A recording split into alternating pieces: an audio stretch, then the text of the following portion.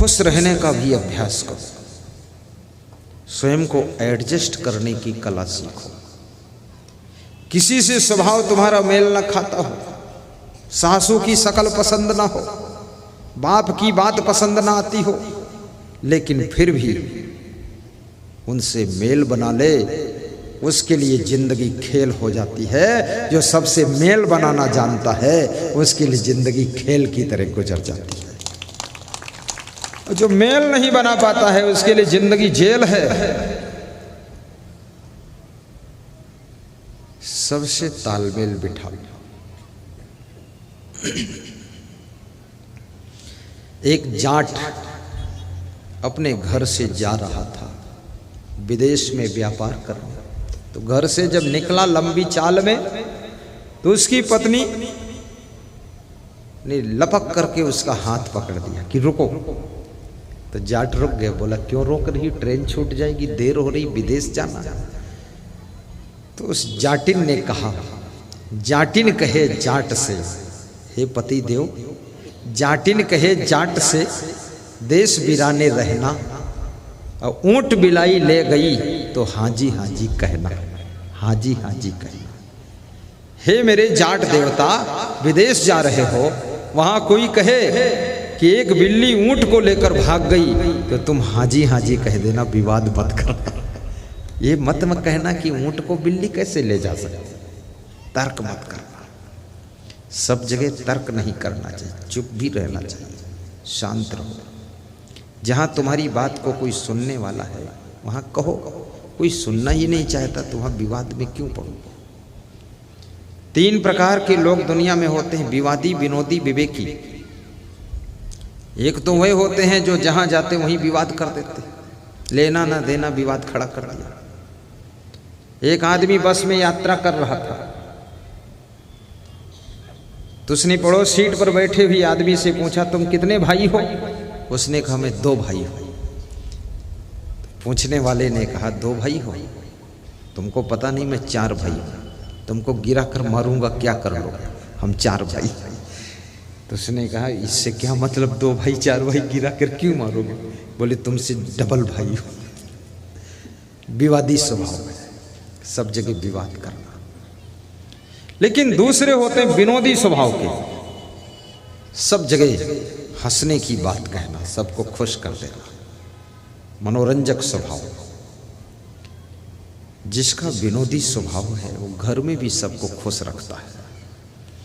अपने माता पिता को भी कभी कभी हंसाया करो अपनी बातों से, सास ससुर को भी हंसाया करो, वाइफ को भी हंसाया करो, बच्चों को भी हंसाया करो, सबको खुश कर दिया करो। ऐसे शैली में बात किया करो, विनोदी स्वभाव बनाओ। विनोदी स्वभाव के लोग सफल बहुत होते हैं, विवादी स्वभाव के लोग उलझन में रहते हैं।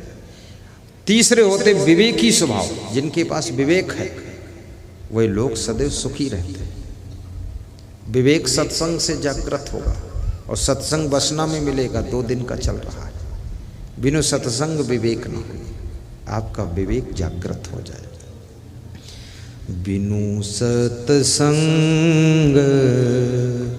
विवेक न होई। गाइए मानस की चौपाई। बिनु सत्संग विवेक न होई, राम कृपा बिनु सुलभ न सोई, राम कृपा बिनु सुलभ न सोई, बिनु सत्संग विवेक न होई। विवेक भाई भाई को जोड़ता है, विवादी स्वभाव भाई भाई को अलग करता है। कल मेरे पास एक सज्जन आए, संतोष नायक, कह रहे थे संत 2000 के पहले हम भाई भाई में बंटवारा हुआ, सब बट गया, 3 साल अलग अलग हम रहे, फिर विवेक पैदा हो गया सत्संग से, तो दोनों भाई एक में हो गए। कल बोल रहे थे अब जिंदगी भर अलग नहीं होगा, साथ में ही रहूंगा, बहुत उन्नति हो रही है। छोटा भाई बोल रहा था मेरा बड़ा भाई तो राम जैसा है, मैं लक्ष्मण तो शायद नहीं बन पाया हूँ, लेकिन ये तो राम बन गया है।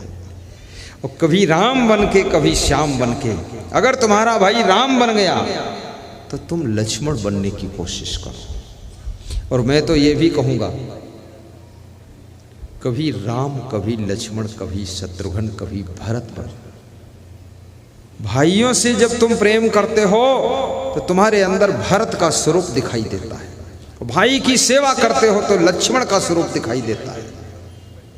और सभी भाइयों को जोड़कर प्रेम से रखते हो। भाइयों के लिए जब तुम त्याग करते हो तब तुम्हारे अंदर राम का रूप दिखाई देता है। और जो भाइयों के बीच में बकवास को खत्म करने के लिए मौन की साधना करते हो तब तुम्हारे अंदर शत्रुघ्न का रूप दिखाई देता है। इसलिए कभी कभी शत्रुघ्न का रूप धारण करो, थोड़ा घर में मौन भी रहा करो। चाणक्य कहते हैं मौने चा कलहो नास्ति, मौन रहने से कलह कलेश खत्म होता है। सांप सब जगह टेढ़ा मेढ़ा चलता फुफकारता है, लेकिन अपने घर में जब घुसता है सीधा शांति से घुस जाता, फुफकारता नहीं है। सांप भी होशियार है और तुम घर में भी फुफकारते हो, सांप से भी ज्यादा खतरनाक। घर में तो सीधे शांत रहो।